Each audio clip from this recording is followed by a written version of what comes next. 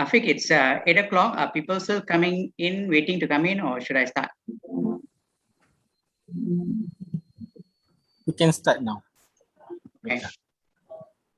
Hi, everyone. A very good evening. On behalf of the College of Physicians, Malaysia, I would like to welcome you to our next D2R, or Dialogue to Resolve series. This is our second, and it's on improving indoor ventilation to reduce COVID transmission. We have put together a set of experts from around the region. And to moderate the session, we have our very own esteemed member, Professor Dr. Adiba binti Kamaruzzaman. She is the Professor of Medicine in University of Malaya in the Faculty of Medicine. Besides that, she holds many hats. She's also a very renowned ID physician and a key opinion leader. She sits on many task forces that are now dealing with COVID-19, and she's also the president of the International AIDS Society. So she's all of that rolled into one superb lady. Professor Adiba, over to you. Thanks, Lech. Other people would say that, she's sebo here and there, I think. Thank you for that kind introduction. And for assembling this really, really fantastic lineup of speakers this afternoon to interrogate on the question of improving the indoor ventilation. As many of you would recall, when the SARS-CoV-2 virus was identified and the early stages of the pandemic, there was much confusion naturally in terms of how it's transmitted, how we can all get infected by it. I'm sure many of you can recall stories of friends or relatives who would leave their package out outdoors for 2 days in the hope that the sun would inactivate the virus, because the thought then was that the predominant spread was through contact transmission and also through person-person transmission, largely from droplet spread. But gradually, as we got to know the virus better and as more and more scientific evidence came through and more reports of outbreaks, groups of scientists, particularly those who are involved in kind of looking at viral transmission, etc., began to question the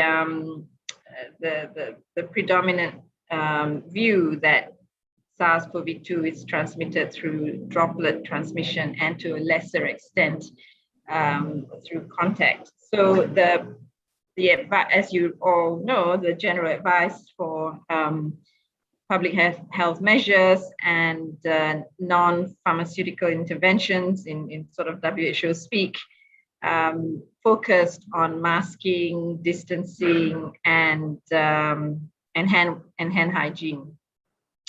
Then I think in about July of 2020, a group of scientists who questioned this, large group of scientists wrote to WHO urging for them to consider the mode of transmission being airborne. And there was a lot of debate going back and forth because naturally the non-pharmaceutical interventions and other measures would need to be considered, including the advice of the type of mask to be worn and wear and all of that would need to be reconsidered. But then it's taken the global community a long time, I guess, to accept that airborne transmission plays a very, very important role. And about 2 or 3 months ago, CDC and WHO released the WHO first, and I think the CDC released guidance on measures to improve indoor ventilation in order to reduce transmission. I think this this is a key point in terms of how we address SARS-CoV-2, and especially now that we're pinning all hopes on the vaccine, and then the next day you wake up in the morning and say, "Oops, the vaccine may not be, completely protective." That we need to continue to find other ways to reduce transmission. So I'm really, really glad that we've got this esteemed group of colleagues to help us walk through some of the issues. When I sort of first started thinking and reading about this, I felt really lonely. There were not very many people who were interested in it, but I'm happy to say that right now that we've got a huge number of people and experts that we can rely on to further the discussion on this very, very important topic. So first up, we have Datuk Dr. Haji Abdul Razak bin Abdul Muttalib, that many who have been in the KKM system and also at the College of Physicians would know.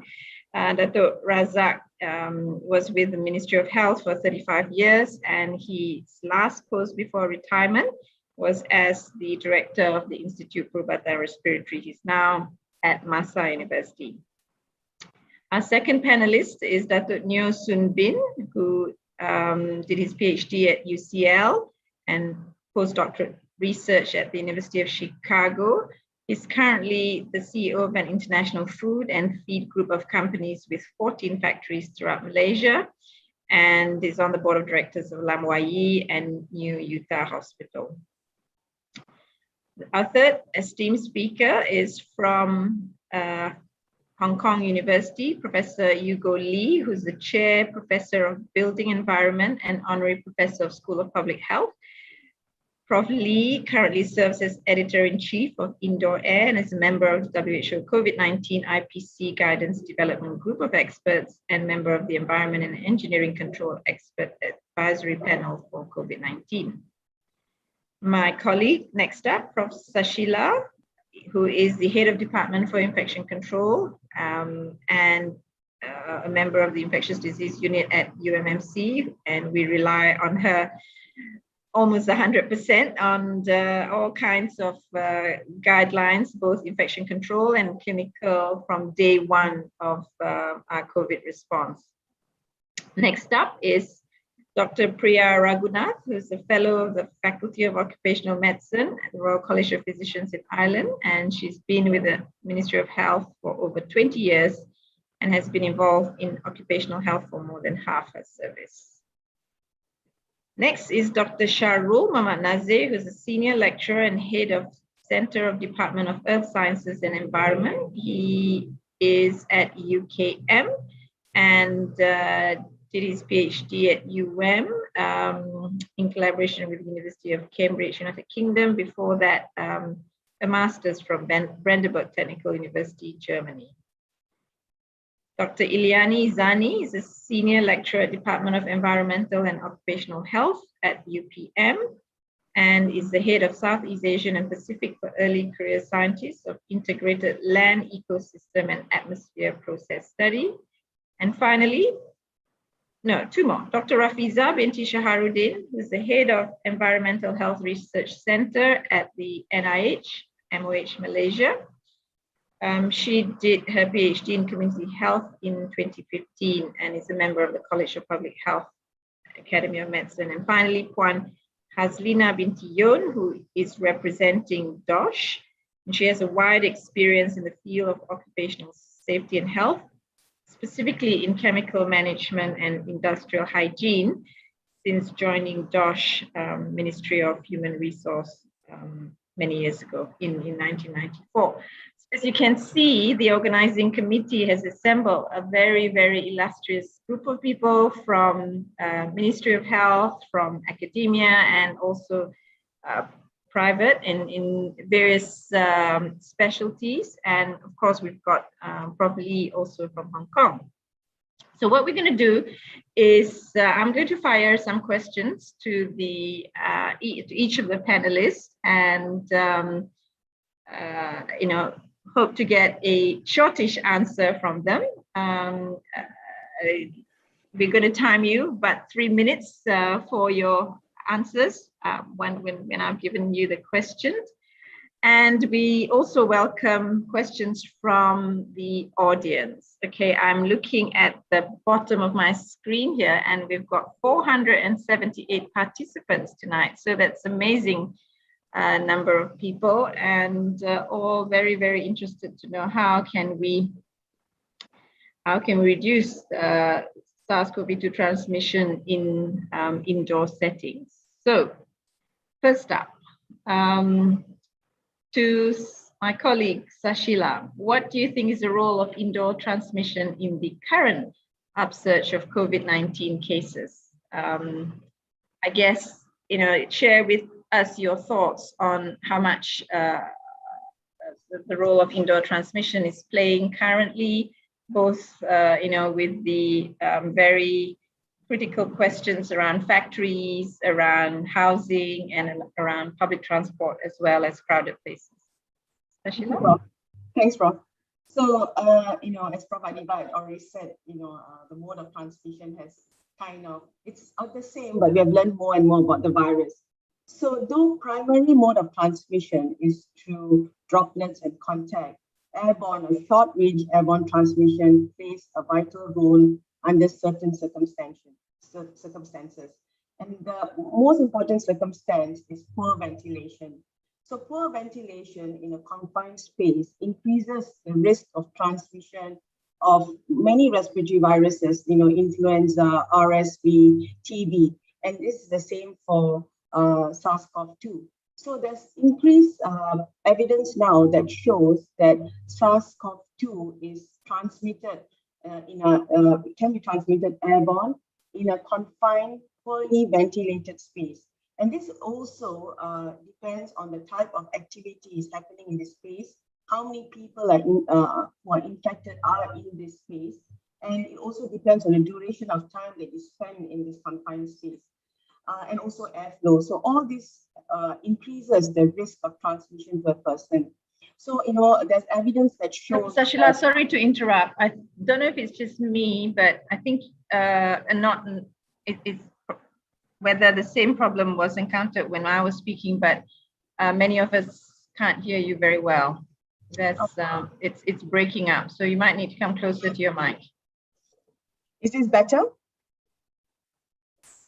Just try, yeah. Yeah.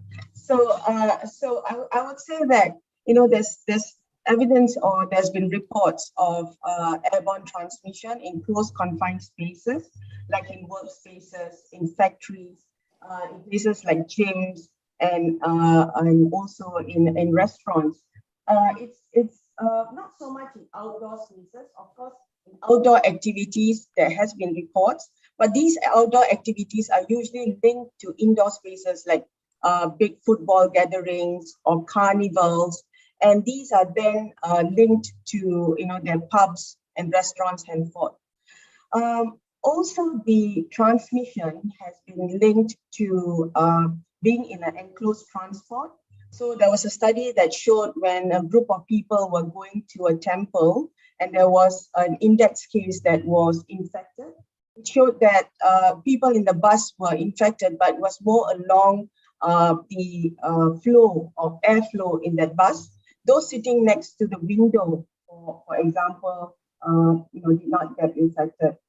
So this kind of shows the importance of a good ventilation in a room, coupled by a good airflow, the number of people in a space, which has an effect on the risk of transmission. So that shows how important ventilation is in the transmission of SARS-CoV-2 in this era. Even in our hospitals, similarly, we have... Sashila, really sorry to interrupt, but your voice has completely faded away now. Okay, probably, go on to the next person. Yeah, if you don't mind, and then see if we can fix, So we will move on to Prof. Lee. As a mechanical engineer, based on what Sashila has just shared with us in terms of the observations and reports of indoor transmission, As a mechanical engineer, what would be your advice on how we can reduce this indoor transmission in small crowded dwellings? And are there ways that we can monitor this? Thank you, Chair Lady. I turn off my video so that perhaps the sound transmission might be a little bit better. I guess the earlier speaker already mentioned this disease are transmitted less in outdoor conditions. And we all know this disease is mainly transmitted by close contact situation. Then one may ask why there is a difference between close contact indoors and outdoors. So this was a very important moment for me in realizing that it is a dilution that matters. So when you basically expired flows in the engineering term is like a jet. So at a distance of 0.75 centimeter distance, basically you have a 12 portions of air, 1 portion from the mouth, 11 portions from surroundings. So you have 1/12 dilution when you're outdoors. But indoors, when the ventilation is poor, then the dilution is less. So we do know in other talks, I mentioned that if the ventilation is sufficient, say it's 10 liters per second per person, then this dilution actually is similar to outdoors. But if the ventilation is only 1 liter per second per person, then this dilution is very, very poor. It leads to enhanced close range transmission. So I concluded in other talks, the ventilation of a building affects not only long-range airborne transmission, but also short-range airborne transmission. This idea of very quick discussion also that someone want my video, so I hope the internet is okay. This also means that a ventilation rate of 10 liters per second per person probably sufficient when you have a normal situation. But we do know, however, if ventilation is very low, you have a problem. So now, talk back to Chair Lady's question. There are two situations one needs to take into account. One is very poorly ventilated spaces. There might not be sufficient number of instruments to monitor the ventilation conditions in real situation. The idea is very simple. If you smell your breath or other people's breath, there is a problem. So those environments people should not be there. Number two is in the high activity areas like gyms, dancing floors, restaurants where you cannot wear a mask. Actually, not many people know when you eat, you do use quite a bit of energy. So those environments you need special care. It's not only due to their ventilation not sufficient, it's that the existing standard do not satisfy the requirement for the control of respiratory infection, what I call double multiplier. So when you're in a gym, you exhale 5 times more, you inhale also 5 times more. So together is 25 times. If you need a ventilation of 10 liters per second per person, in a normal situation, there you need 250 liters per second per person. Existing standards do not satisfy that. So I think I finished my time. Thank you. I'm going to use the chair's prerogative because these two settings are incredibly important. Did you have anything to add about restaurants? You shared with us about the gym and about restaurants, because these are important sort of policy matters, because as the small, medium SMEs and government are pushing for opening of restaurants. I think, Chair Lady, that you might find the Hong Kong government effort from this March to last March to June by doubling our ventilation rate in restaurants interested.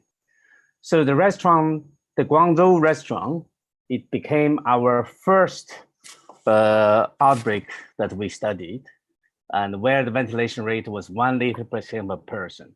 And this is restaurant in Guangzhou, very well publicized. Unfortunately, this becomes the only study so far with all the details. So it's really, we have seen a number of variant Delta outbreaks in Guangzhou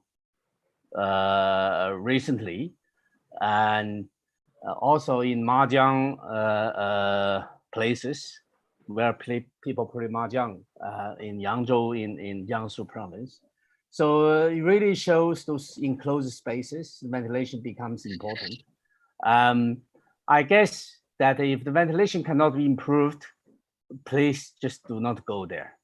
And there's no any other way, no magic. However, if people can afford HEPA filters, UVGIs might help. And there are systems where HEPA filter and UVGI goes together. I think Hong Kong government has showed the way in restaurants, but not elsewhere. There are a lot of other places like James, people mentioned earlier on. Thank you, Chair Lily. Happy to answer other questions. Thank you very much for that. Dr. Sharul, moving to you, moving from restaurants and gyms, we're going to talk about hospitals, which present one of the highest risk areas, of course. And in Malaysia, unfortunately, we have many different types of hospitals. Ones with the pre-war ones with high ceilings, the post-war ones with windows and doors, but subsequently were like the one at UMMC that were designed to have big windows, but now been renovated to be air conditioned.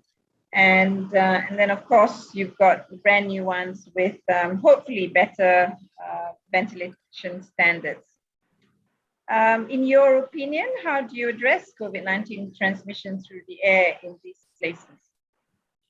Okay. Thank you so much, Prof. Dato' Adiba. Basically, we have been when we talk about hospital environment. In fact, we have been working research since peak of COVID-19 since last year with the team where we're working at Hospital University Kebangsaan Malaysia, and also involved with Prof. Shashila probably after this.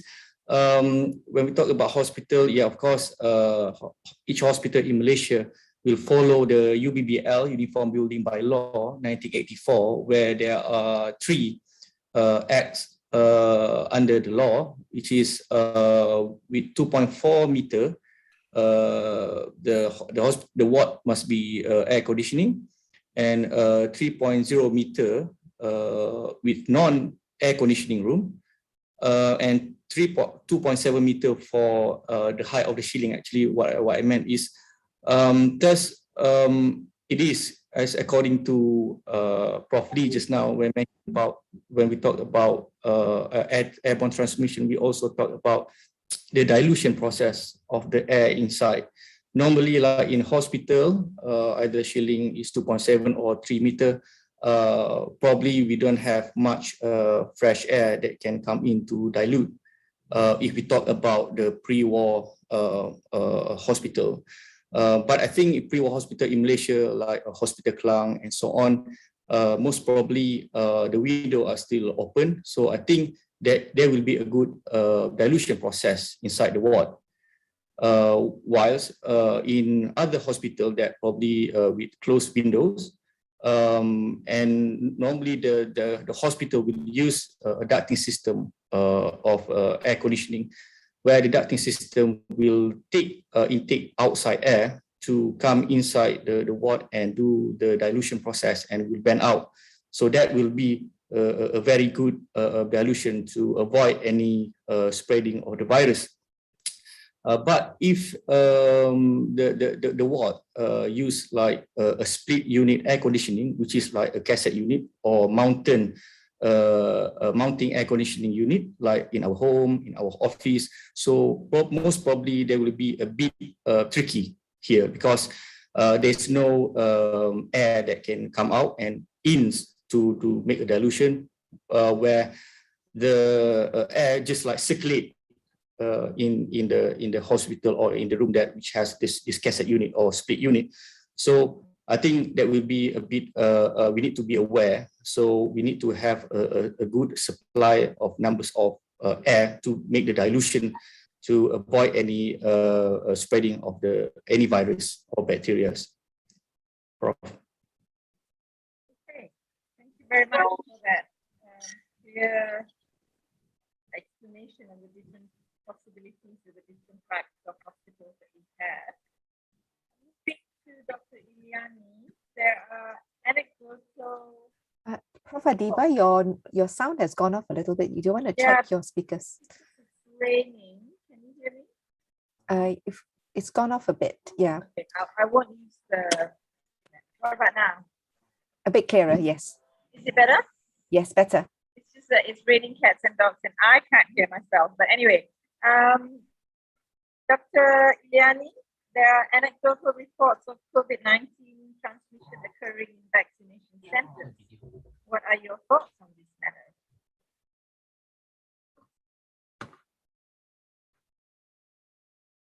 Can you hear me, Dr. Iliani? It's breaking, Prof. Yeah. Maybe I can repeat that question, Dr. Iliani. There are anecdotal reports of COVID-19 transmission occurring in vaccination centers. What are your thoughts on this matter? Right. Okay. Thank you, Professor Tan and Professor Dato' Adiba, for that question. I think it's a very interesting study case. I think just happened a few months ago, where it has been reported about the outbreak at the vaccination center. So I tried to follow that study case, but we got answer that. But then for the PPV, actually, the Academy of Science and together with MOSTI, they already tried to already establish the guidelines for the ventilation guidelines for the vaccination center. And then for that case, presumably there are lots of factors.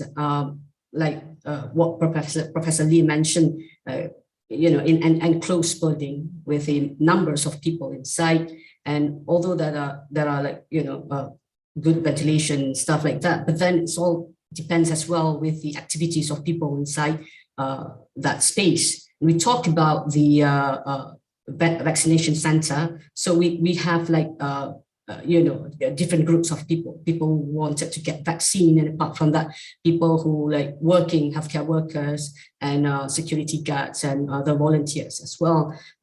So in this case, there could be like because the case that happened with the I think last 204 cases of positive workers at vaccination center that just happened could be because of sharing of the common room, for example, like having the activities at the the prayer room, or maybe at the pantry. So yeah, I think in a way it should be like look at that particular area, and also with the guideline that just developed by I mentioned earlier. So one of the guidelines say that like in the PPD center, the building provider should maintain in a way that try to flush the air for each of 4 hours. So that one will reflect as well with a working shift, especially for the volunteer and also for the healthcare worker that work at the PPD center.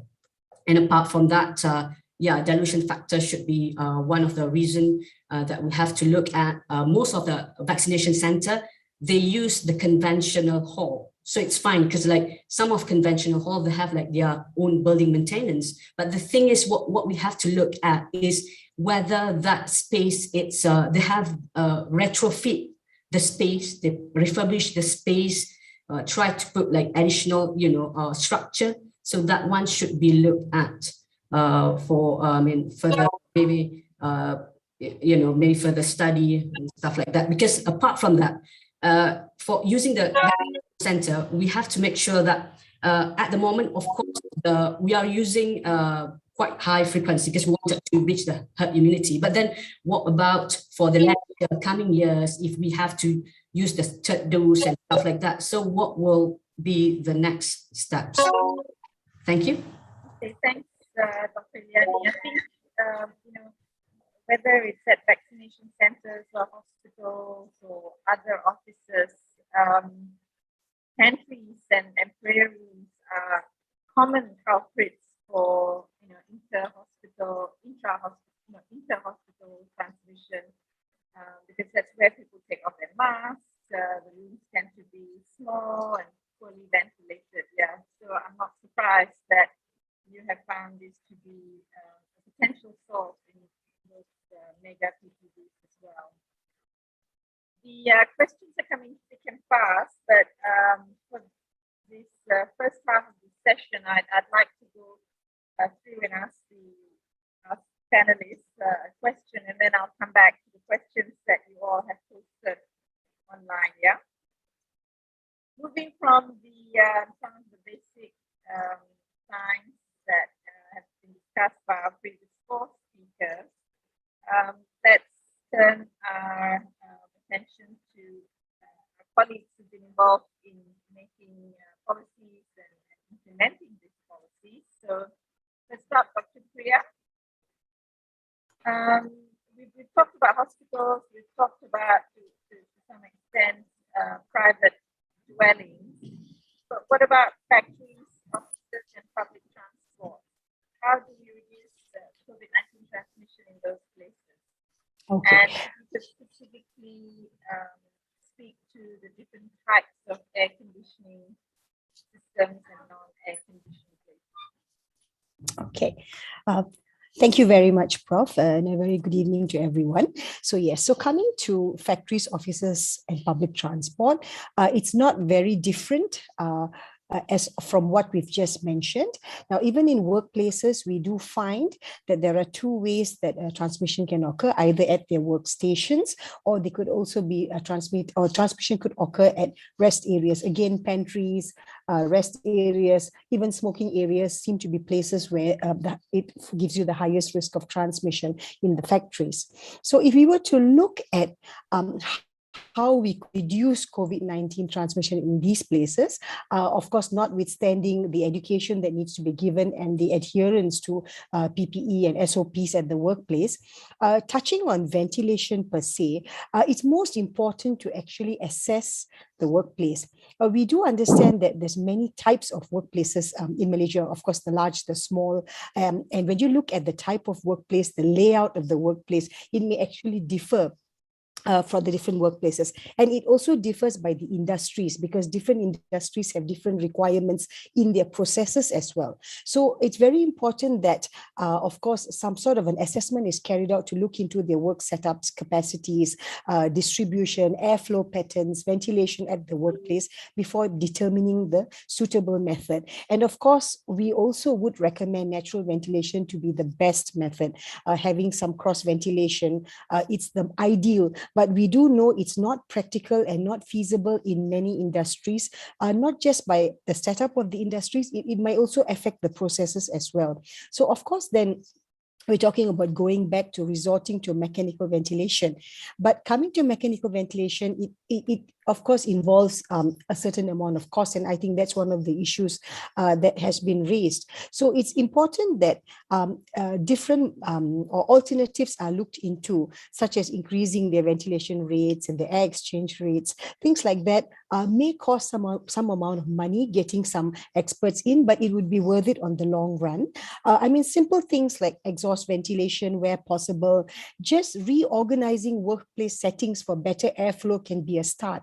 I mean, sometimes people just don't take into consideration the airflow in the setup of the workstations, plus or the level of the humidity as well. It's probably not taken much into consideration. So assessing all these before coming to a decision, and then trying to go about the guidelines that we put down, or I wouldn't say guidelines, the protocols that would actually be effective starting with simple things, reorganization, and going into ventilation. And if necessary, where ventilation systems are not suitable, then they could think of additional things at the ventilators, adding what we call air cleaners as a general categorization consisting of many things, filters, and maybe even ionizers and UVC.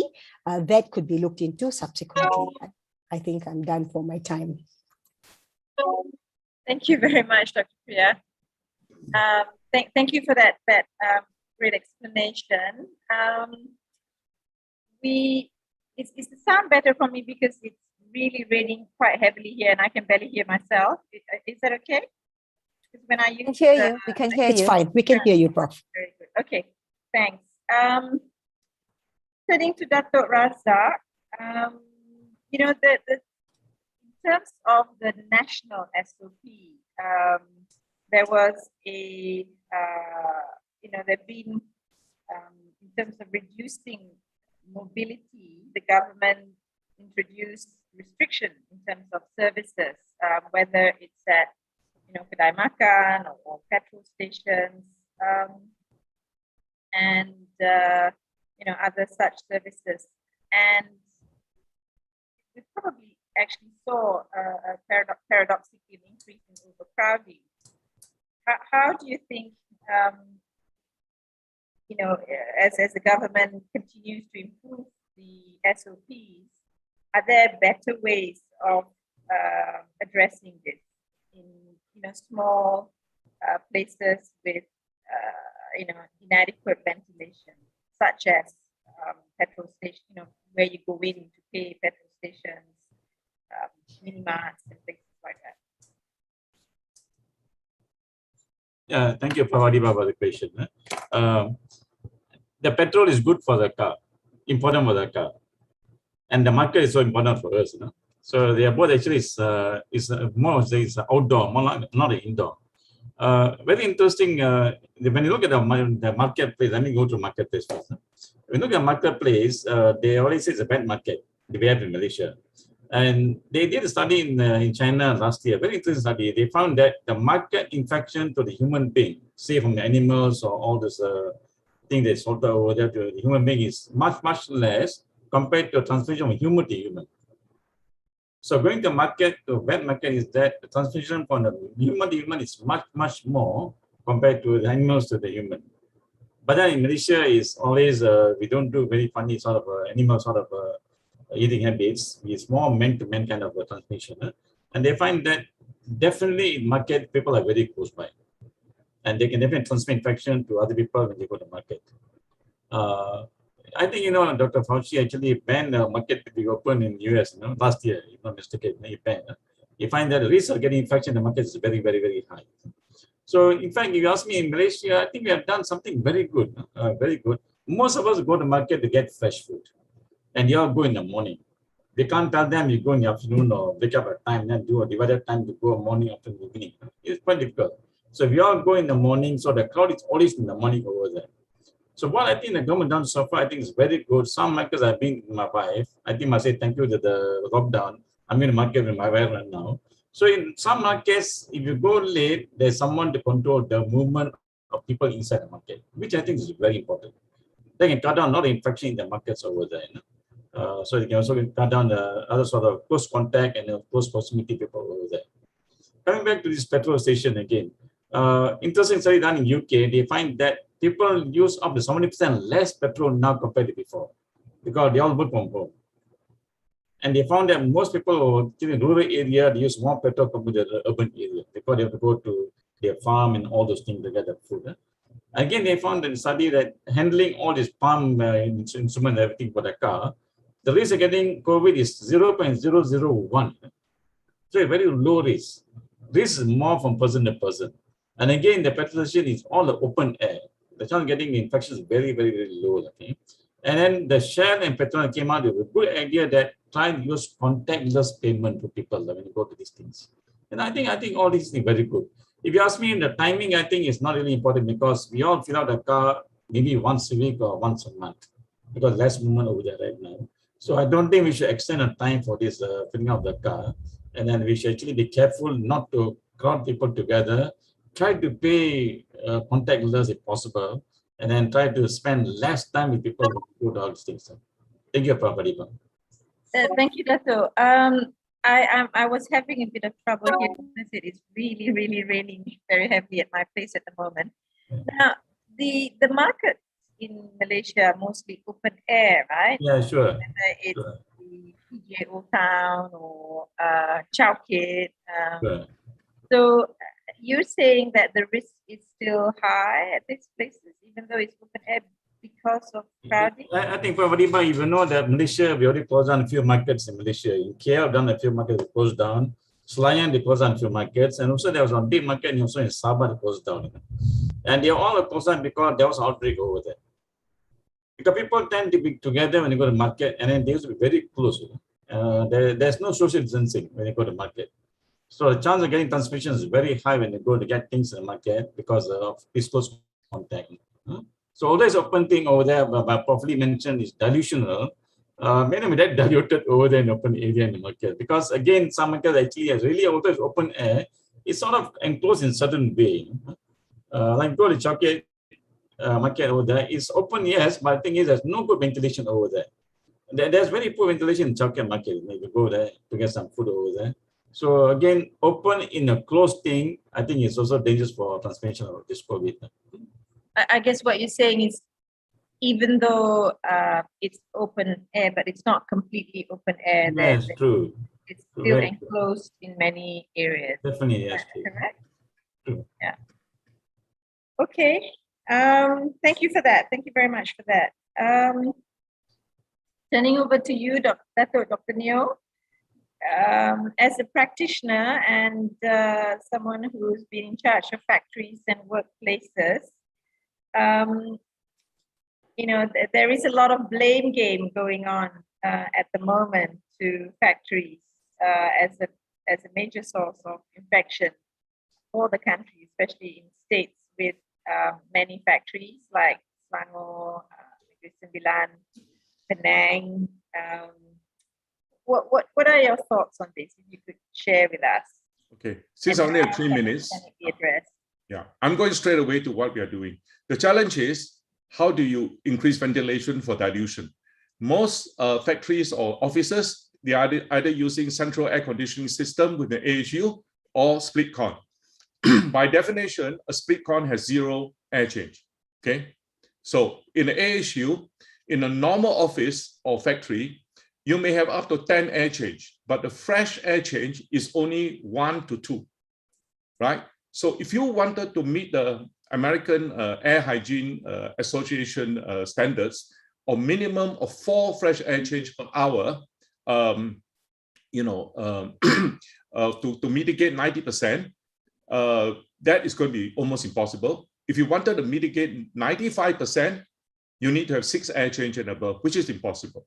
So what can we do? So this is an example of the air issue system. So what we do is we put HEPA filters and UVC in the return air duct and in the fresh air. So we return fresh air without, hopefully without virus, into the room. Then we face another problem. If we have a COVID patient here and he is taking off his mask or his cough or something, he will emit a lot of virus aerosol. If this is an AHU system, it's a diffusion system. So the air is in laminar flow. So they are in these layers and layers of air, which could be full of virus. And if we have people in the room, this air will slowly go towards the outlet, and it could infect these people. As you know, with the Delta variant is R0 is about 8 to 9. So it's like chicken and smallpox. So this is really tough. So this is the problem. We can deal with the intra-room spread, right? This system with UVC and HEPA filter will kill all the, you won't go to another room, but within this room, in situ, we have a problem. So how do we solve this problem? Okay, we add on a plasma cluster, okay?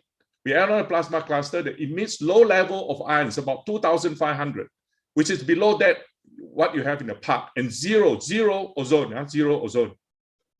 And what this plasma cluster do in the lab, this is not proven in clinical trials, this is only proven in laboratory, but it's been used in ICUs in Spain, prisons in America, and many people are considering using it all over the world.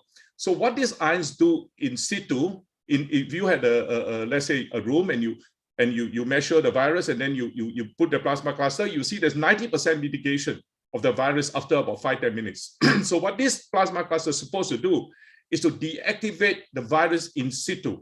Okay, so so this can also be used in the split con situation, whereby you have the same problem. If you put the plasma cluster at the outlet of the split con, especially no ventilation, you also have mitigation. We use this system for 1.5 years. We never had any transmission in our offices, and you know, and we think that it's working. Thank you. Thank you very much, Dr. Neo. There's obviously a lot more that you can share with us, and hopefully we can do that in the Q&A session on different ways that we can reduce the transmission. Over to Dr. Rafiza. Please share with us your studies on air ventilation. What methods do you use, and what do you think of the CO2 monitors and tissue paper that can be quite easily used to look at the ventilation in different rooms? Okay, thank you, Prof. Adiba. Actually, there's 3 things here that you've asked me, how I measured the ventilation rate in my study, and use of CO2 monitors and tissue paper. So basically, there are various methods to measure ventilation rate of a space. The best people to talk on this would be a mechanical engineer, but I will share my experience on the method that I used in my previous study, in which I calculated the air change rate per hour, or ACH in short, of various areas in hospitals at the Klang Valley that had centralized air conditioning system with fresh air intake. So I excluded areas that had recycled air because there is no air change. Yeah. So I use a crude method to calculate the air exchange rate. This includes measuring the volume of air in the room by multiplying the width, length, and height, and the volume of air flowing into the room, which I did by measuring the air velocity multiplied with the area of the duct of supply grills. So as this, I need to validate this method. I was advised to use the standard method of measuring air change rate. So I use a tracer gas decay technique.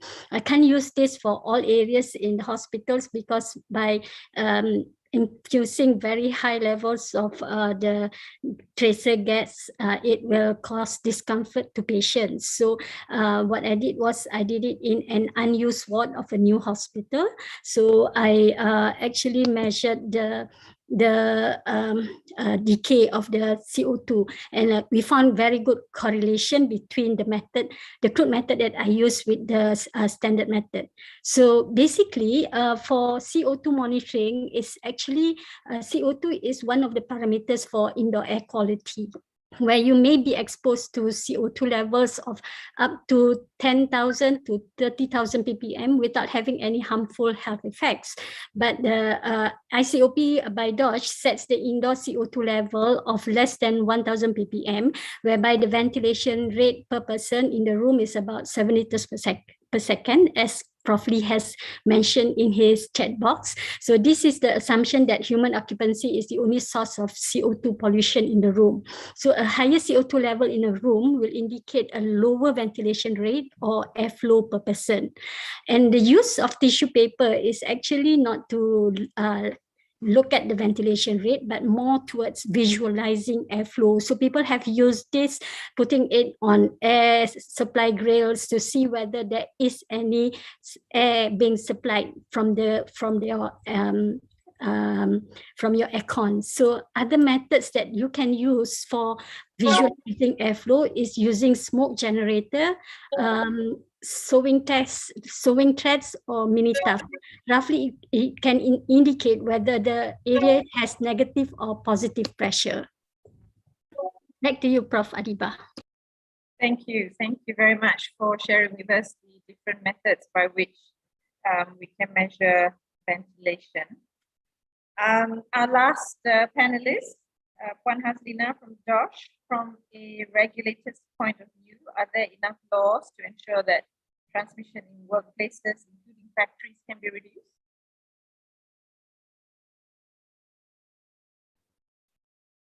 Thank you, Prof. Thank you, Prof. Dato. Okay, from regulatory point of view, in Malaysia, we have indoor air quality on IAQ, which was gazetted in 2010.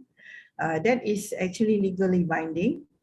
And besides that, prior to that, the Department of Occupational Safety and Health has come up with a code of practice in 2005, which was not legally binded. So now in 2010, we have a legally binded indoor air quality, which govern all the buildings, but there are actually exclusion of this ICOP, like it is exempted for domestic buildings, it is exempted for those factories, it's only for the office in the factories. Okay, so talking about whether the the regulation in Malaysia is sufficient or not, I think if we are to compare to other countries, for example, from my survey, like Hong Kong, they don't have, it is not legally binded. It is under the government of Hong Kong Special Administration Region. Prof Lee can correct me if that is a bit, if it is not that precise. And I noticed that Hong Kong, Singapore, they don't have a legally binded document. They come up with the guidelines. They, like Singapore, have a Singapore standard, and New Zealand also have a standard. Even Indonesia also, they have like it's a guidance. So in Malaysia, the ICOP is legally binded, whereby in the ICOP it mentioned the physical parameters, it mentioned about biological as well as chemical contaminants. So on top of that, DOSH has come out with guidance note on indoor air quality during the pandemic COVID-19, and it was actually drafted together with Ministry of Health, GKR, and a few other agencies. And these guidance notes is, the scope is bigger. It is not like the ICOP. The ICOP is limited to excluded the domestic building. And this SOP has been approved by MKN. So if it is approved in the MKN and is also inside the SOP by MKN, and it is actually compoundable. So I would say that it is sufficient. The regulatory that we have is sufficient with complement with the ICOP 2010 that DOSH has introduced. Because if you look at other countries, it's all just also guidance for the industries, whether whatever setting you are to follow. Okay, back to you, Prof. Thank you so much for that. Obviously, that there has been a lot of work done in this area in DOSH, but given the new concerns that we have, we probably have to continually update the laws and the guidelines. Yeah. Okay. Now, so that's kind of the, I suppose, introduction, a brief introduction to some of the main topics from our esteemed panelists. There are a lot of questions in the Q&A box as well as the Zoom chat box. I'm going to try and address as many of this as I can. Forgive me as Mopin and I try and navigate through these questions. But I think there are quite a number of questions on air-conditioned buildings and how do we deal with that. It's unfortunate, yeah, that we live in a tropical country, and ideally, I guess, we should not be using air conditioning and fan, and instead having fans and opening our windows for that natural ventilation. But I guess the heat can be unbearable, and so most offices and certainly a lot of houses choose to be air conditioned instead. So given that that's what's been happening over the last few decades, how can we best address ventilation and minimize the indoor transmission of SARS-CoV-2 in air-conditioned buildings. Bearing in mind that, if for air-conditioned buildings, if you open windows, then you have a whole lot of problems with condensation, etc., etc. Now, who amongst our panelists would like to address it? Prof. Lee, perhaps, and then I can invite Dr. Sharul to add on. Yeah, it's very important to correct that air conditioning is not a problem. It's the lack of ventilation. And air conditioning and ventilation are two separate things. So one of the papers on Guangzhou restaurant sent a wrong message. Basically, oh, air circulation has a problem. No, you should have good ventilation. Yes, you are right. When you run air conditioning and opening windows, you have a condensation problem in our climate. This is unfortunate.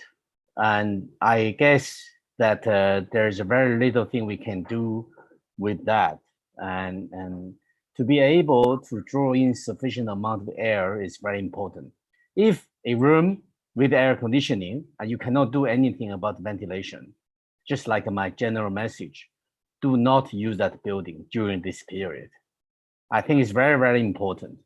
Early on, people mentioned about different spaces.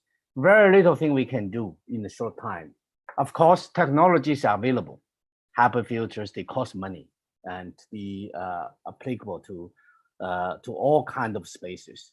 I think we have experienced this difficulty when the Hong Kong government asked all restaurant owners to upgrade their ventilation system together with HEPA and Uvgi. A lot of difficulties, and the cost eventually transfer to customers. So this is number one. Number two, I think there has been in some countries a misconception that the air conditioning system transmits diseases.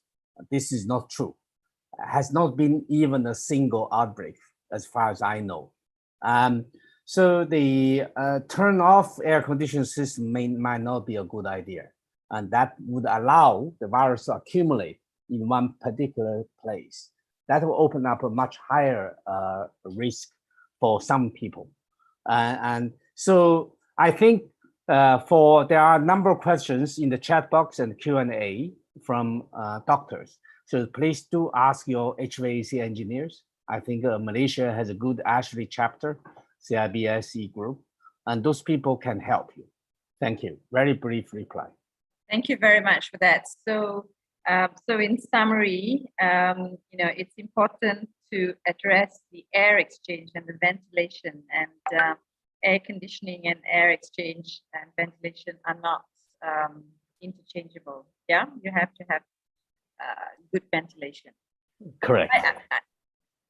I sort of missed what you said about restaurants again. I'm because I'm dying to go and eat out again now that we're all vaccinated, but there's still hesitancy because what did the Hong Kong government do to ensure that? Well, they ask using our building ordinance, the restaurant owners need to have a license from the government. Mm-hmm. So the government can have mandatory requirements, and in this situation, they ask restaurant owners to upgrade their ventilation system in the restaurant by nearly doubling the ventilation requirement. In this case, they still use air change powers, which is subject to debate, and they're doubling it, which is perhaps getting to 6 air change power from 3 to 4 air change power. Right. I believe that's a significant effort and useful. However, even in that situation in Hong Kong, many restaurant owners also complain about the cost. Right, yes. And because the number of HEPA filters will depend on the floor area of the restaurant and the number of people. So it's fairly expensive for a large restaurant, and most people choose to use HEPA filters. HEPA filter air purifier.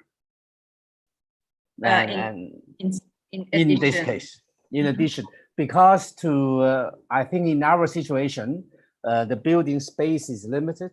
To add additional air ductwork within that short period becomes impossible. Yeah. And that's why HEPA filters becomes a viable option. Right. Thank you. You know, there are a lot of HEPA filters on the market. What is the kind of the minimum standard, if you can share with us? Well, this is a very tough question, and it's impossible for government to set up a quick evaluation laboratory to do everything. I think in Hong Kong situation, government, our working group simply gave this duty to the manufacturers and together with restaurant owners. The restaurant owners can invite a proper contractor who can do a proper design for them. And the government also quickly, if you go to Hong Kong government FHD, Food and Health Bureau website, you might find a list of those HEPA filters and also Uvgi that they consider adequate. Right, okay, great, thank you. Dr. Cheryl, you wanted to add something to that? You have your hand up? Yes, yes, Prof. I just like to add some information on Prof. Lee. I really agree with him. I think air conditioning is not really the problem during this COVID airborne transmission. I think people may ask, like, you know, tall building like KLCC, how can we open? You know, it's not just because of the condensation issue, but also it's very dangerous. But I think of the step that probably we can mitigate this disease is probably the employer should apply the daily routine for sanitize the working area. I think most probably the best to sanitize at least 3 times per day, morning, afternoon, and evening. I think that is one of the steps to mitigate. Because when we talk about airborne transmission also, Prof, especially a group, a sensitive group like those who have pre-existing disease like asthma, a respiratory problem, something like that, it may risk to this airborne transmission during this time. So I think the best way, most probably, like Prof. Lee said, like HEPA filter application or UV air purifier or something like that. But we need to be always careful of the indoor air quality, because when we talk about asthma, if you have a problem like that, when you have this COVID-19 situation, it will increase the high mortality. I think the employer in Malaysia, I think we should start to monitor indoor air quality routinely. There are a lot of standard devices to like Prof. Rafiza just now share. I think we need to consider the IAQ level in indoor building. Prof. Thanks very much. Dr. Shah, I'm not going to let you off that easily. You're saying that building owners need to sanitize 3 times a day. Could you just, I got embroiled in this controversy several months ago about sanitization, and could you be a bit more specific in terms of what you mean by sanitization? Yeah, I still remember the controversy last year. The sanitization that I mentioned is just like, for example, I saw like in hospital, the cleaner, sort of spray at some sensitive, platform like tables, like handler, or like in the lift, for example, because lift normally people use oftenly in the building. So I think that is particular area that we need to sanitize. It's not like where you have like a tunnel of like machine where you just pass through and then just sanitize you and then you consider you are 100% free from the virus. I think I'm not really talk about that type of sanitizer, but we talk about we need a cleaner or individual to sanitize those areas that probably used by many workers or person in the building. Prof. Okay, thank you. Sashila, did you want to add to that? Yes, Prof. So I think a lot of questions on the type of portable HEPA. And so to add on to the other panelists, what they said is there's a lot of portable HEPA filters out there. And, now we are buying HEPA filters in the hospital. And what I realized is you have to be very careful when you choose your HEPA filters. So you need to actually look at the clean air delivery rate on your portable Sorry, HEPA. Sashila, to interrupt you again. You might need to turn off your video because your sound is not very good. Is this better? Marginally, but carry on, yeah. Yeah, so you need to have your clean air delivery rate. That's what you need to see in your portable HEPA. You also need to know the size of your room when you're deciding on your portable HEPA filter, your portable HEPA, and also making sure that the filter in that clean air, the device that you bought is using a HEPA filter and not a HEPA light filter. So these are things that you need to be careful when you buy your portable HEPA. It's also when you buy your portable HEPA, especially in the hospital setting, you need to know where you place it, needing to know the air exchange of that portable HEPA doesn't coincide or override the air exchange in your own area that you are giving this air to, because it can cause turbulence. So I think even when buying a HEPA filter, it's very important that you discuss with specialists in that field because there are a lot of things to consider. Okay, thank you. Yeah, bear with me because there are lots and lots of questions. I don't think we can get through all of them. So I'm trying to see if I can merge some of the questions to be fair to all of you. There's quite a number of questions. Perhaps I'll take this one for Dr. Priya. Is there any standard guideline or protocol that we can implement in the office or workplace to reduce the possibility of COVID-19 transmission? Dr. Priya? Yeah, thank you, Prof. So guidelines, there are many. DOSH's guidelines, we have come up with guidelines as well. But of course, we are talking today with regards to ventilation per se. So there's no single guideline that actually determines what you need to do for ventilation per se at the workplace. Of course, you'll be able to get this information from various guidelines that exist. DOSH has, as I mentioned, DOSH has, Ministry of Health has. We also do refer back to CDC and the WHO guidelines. So if you're looking for a single document, there isn't. However, the principles are still there. So the principles of managing COVID at the workplace, actually, we cannot run away from it.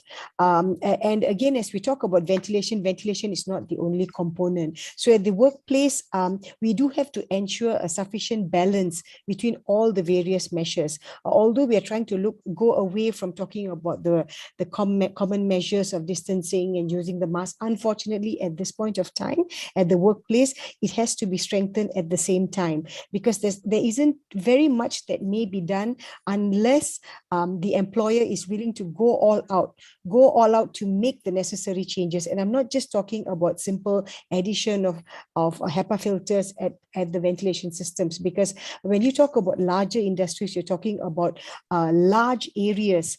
And it is not as easy as that. It's not like looking at our hospital wards. It's looking at a very large factory with high ceilings, and how you would cover ventilation in these areas with many sections. It would be very difficult. So at this point of time, it's about balancing all the preventive measures and looking into reorganization, I would say, as far as possible. Whereas in a smaller industry, it might be possible to address smaller areas, but then again, in smaller industries, cost becomes a factor. So we need to look at simpler ways of improving airflow in the smaller industries. So this again brings us to another point of how industries can work together. So now I think an important thing is getting industries to join forces and work together, coming together to see how they can assist each other. This would be the time actually for them to do so. We've actually even tried to get them on board, taking them on sort of a mentor-mentee sort of program. And part of it is to assist them, because smaller industries actually lack the know-how, they lack the technical knowledge, and they definitely lack the resources to make good changes at their workplace. So having said that, at this point of time, there are various resources to source from, and maybe who knows, probably in time to come, there may be one single document that might be helpful. I think I'm done. Over to you, Prof. Thank you very much for that excellent explanation, Dr. Priya. There are also a few questions on exhaust fans. So we've talked about the importance of ventilation. We've talked about and air exchanges. Any thoughts on the use of exhaust fans, and if so, where should they be placed? Can I reply to Dr. Priya, please, because she talked about the industry? Yeah. Is it okay? Yeah. Dr. Priya, thank you very much for inviting us to work with you. I think that's very important because right now the industry is in turmoil. There's a crisis going on, for everyone. So give us a way we can work with you. That's important. So as far as we are concerned right now, ventilation is very important. If you have more than 50% of our offices and workplaces are split con, by definition, no air change. Okay, so that is a crisis. What do? We are recommending the use of window ventilation, exhaust fans, window, because it's difficult to drill through the wall, but the window ones are easy to put, right? We have many, many ways. There's no time to talk about it today. Please give us a chance. We will talk to you, Dr. Priya. Thank you for giving you this opportunity. That's great. Maybe, yeah, go on, Dr. Priya. Can I, Hazlina from DOSH? Yes, please, go ahead. Okay, about the industries. Okay, since this is also our scope of coverage for industries. Okay, ventilation, as I mentioned, the ICOP 210 is actually legally binded. And recently we did some measurement at buildings. I won't mention the buildings, but we did some measurement during where there are many people currently, especially during this pandemic.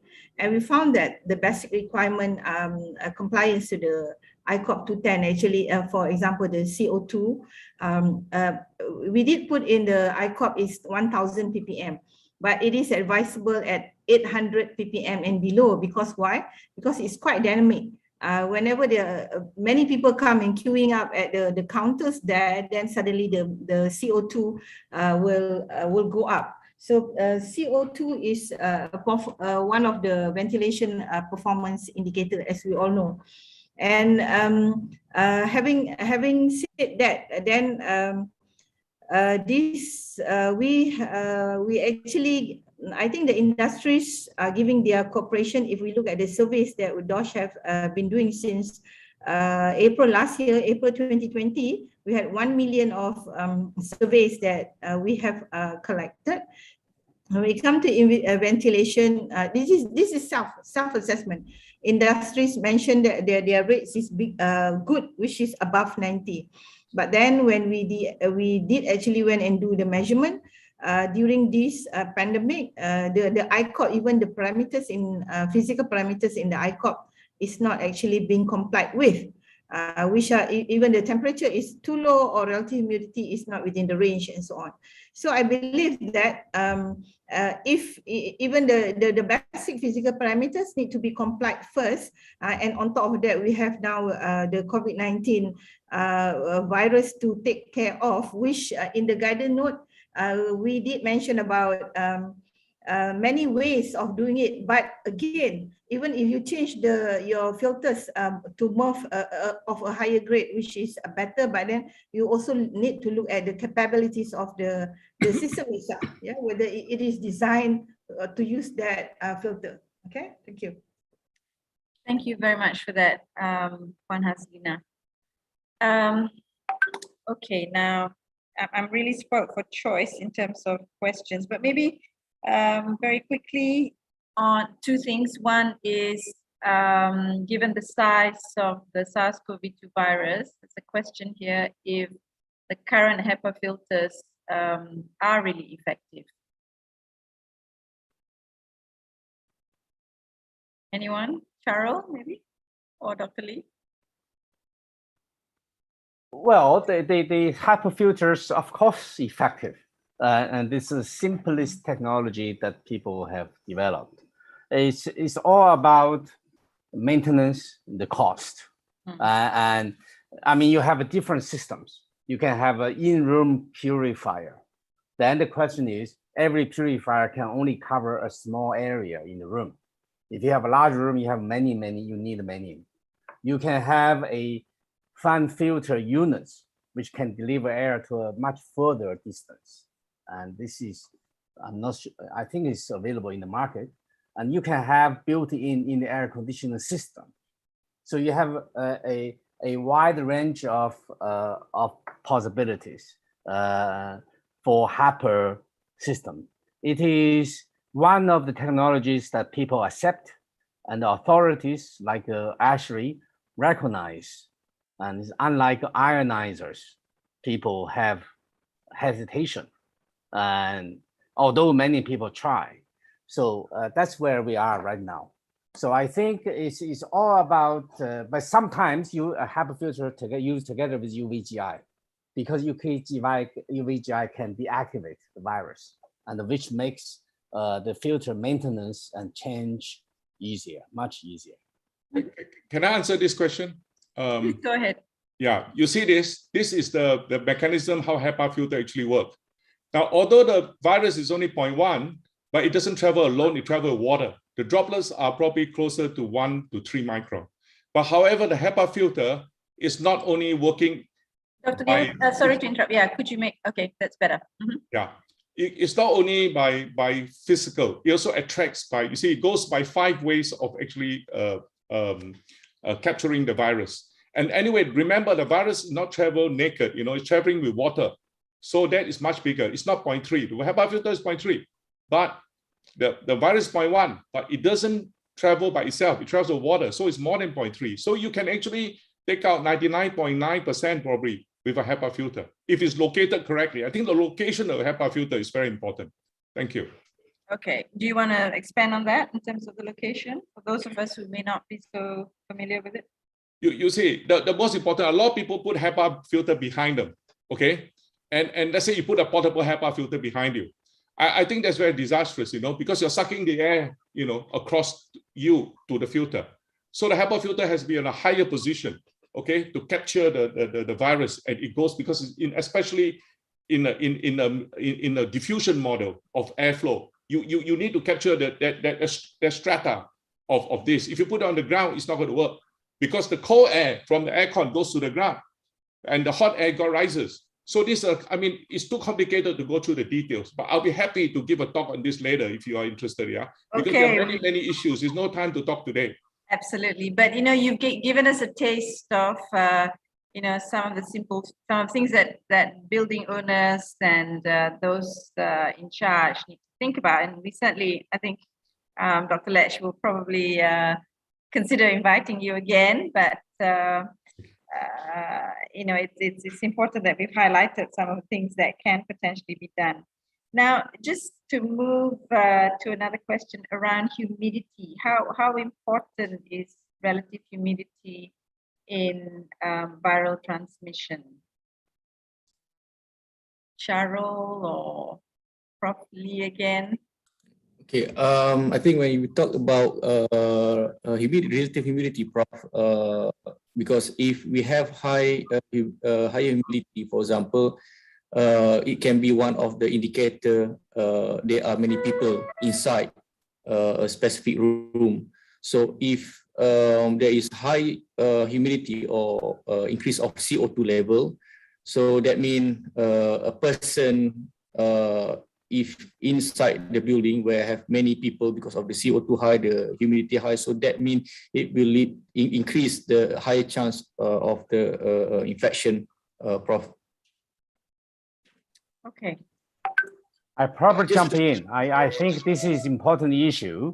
Actually, there have been people we can try to use the existing data of virus survival at a different RH in the Wells-Riley equation. And you can easily find that actually the ventilation effect is much more important than humidity. Yes, humidity play a role, not crucial. So let's not diversify from this important observation, which is ventilation predominates the transmission. Yeah. Thank you. Absolutely. Okay. Thank you. There are a couple of questions, sort of site-specific, that is going to matter a lot as we consider reopening. One is schools, and the other is shopping malls. Any of the panelists care to comment on the adequacy of ventilation in shopping malls in Malaysia, and also schools and colleges? If not, what needs to be done?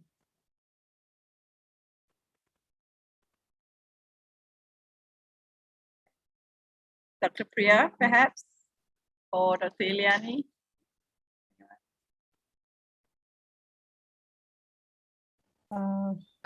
Sorry, just like for the question for the school, I think it's very important now, because like we're going to open schools in September, if I'm not mistaken.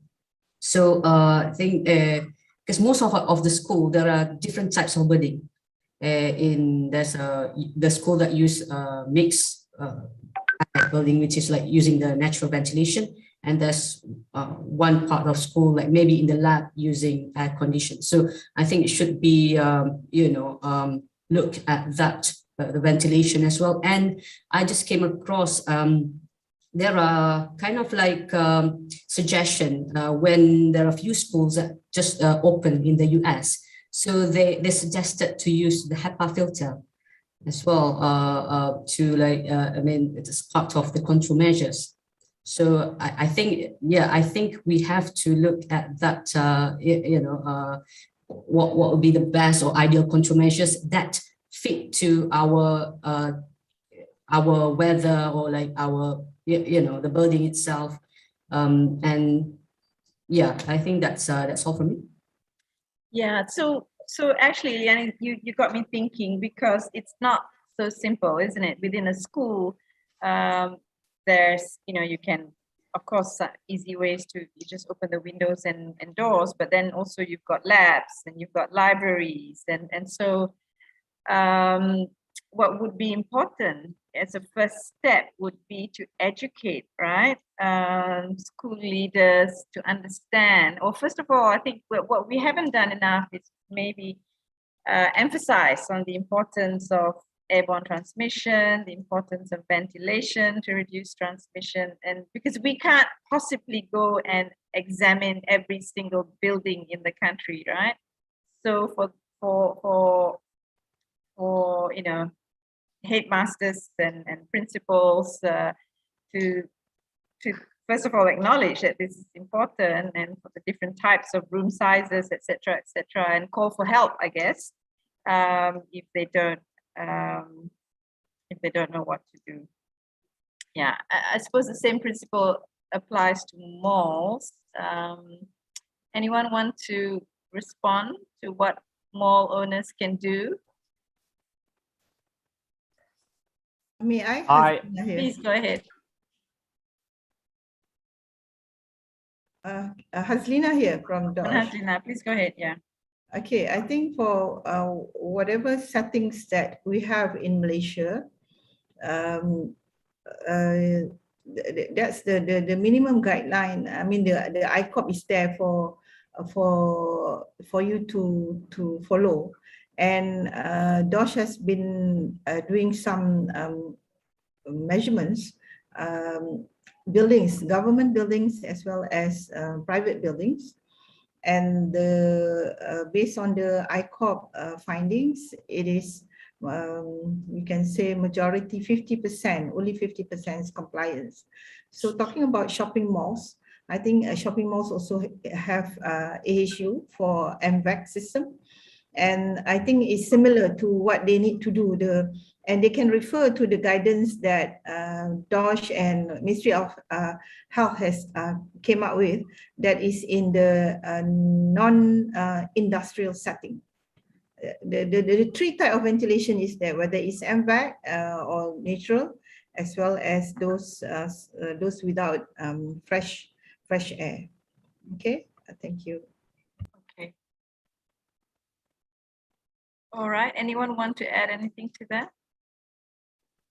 Hugo here. I must add that in China, mainland China, there have been a number of investigations in low-end shopping malls. So here you have an issue is that for the high-end shopping malls, the facility managers can do a lot. Actually, the individual shop owners can do very little, except buying your own HEPA filter purifiers. But for this low-end shopping malls, it's very problematic.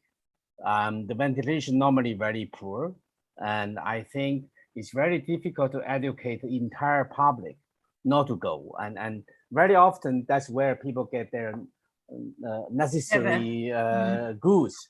So that's where the problem occurred. A number of major outbreaks occurred, and I think very little thing you can do due to the cost. So the government control, even lockdown during crucial period in crucial cities are needed. There is no other way. I do not think you can improve in a short time. You will add thousands air purifiers. That's not practical. And so that's where I come from. I have seen quite a few of those. I visited quite a few of them and find this inadequate in terms of improvement. Thank you. Okay, thank you. I just want to highlight the comment that you made here, because that's another in the chat group, another point that we don't emphasize enough is masking indoors. I mean, I think, early on in the pandemic, masking outdoors was what most people were following, but in actual fact, we should all be masking indoors, right? Probably because what you have here is if you wear a mask, your ventilation requirements can reduce by 75%. Yeah, very, very important. And unfortunately in gyms, the heavy activity areas, you cannot mask yourself, otherwise very tough. But for other areas, if you mask, the reduction is really, really significant. And masking plus distancing actually reduce the infection more significantly than ventilation alone. So that's why those two are most crucial and should be followed easily by everybody if we want to break the chain. Somebody mentioned this term in the chat. Yeah, indoors, right? Indoors, we're talking about indoor transmission. Yes, I don't wear masks outdoors. I do not believe the risk outdoors very high. However, in case you have a super spreader, when people are running, there is a possibility. Okay, good. That's very clear. Can I ask Dr. Lee, Professor Lee, a question? Go ahead. Professor Lee, we have been in lockdown for 2.5 months, but the cases have gone up 3 times since we locked down. Can you tell us what have we done wrong? Maybe we need to understand from your perspective, what have we done wrong in Malaysia? I really have not been able to follow the situation in many countries, including Malaysia. I think once the number of cases go to a certain level, then becomes very difficult because testing is not easy by then, and each outbreak is not investigated well.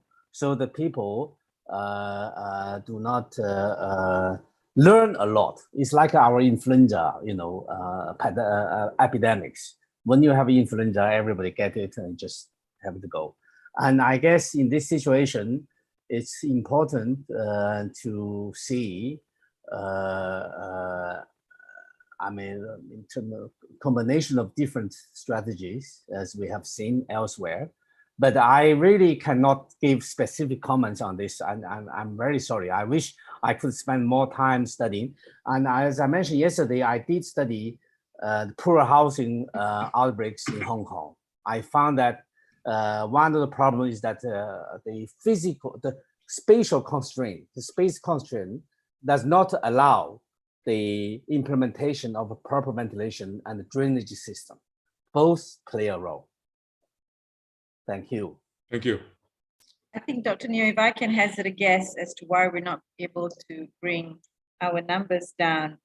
First of all, I think by the time it hit as the background transmission, community transmission is been very, very high. It has been gross underestimation of the actual extent of the infection. And, you know, with Delta now probably causing 50% of the infection or more, the you know, the onward transmission has been very high. We see huge, you know, high attack rates, you know, with whole families being affected. So and because our find, test, trace system has been completely overwhelmed, we've really not been able to break the chain of transmission as effectively as we did before.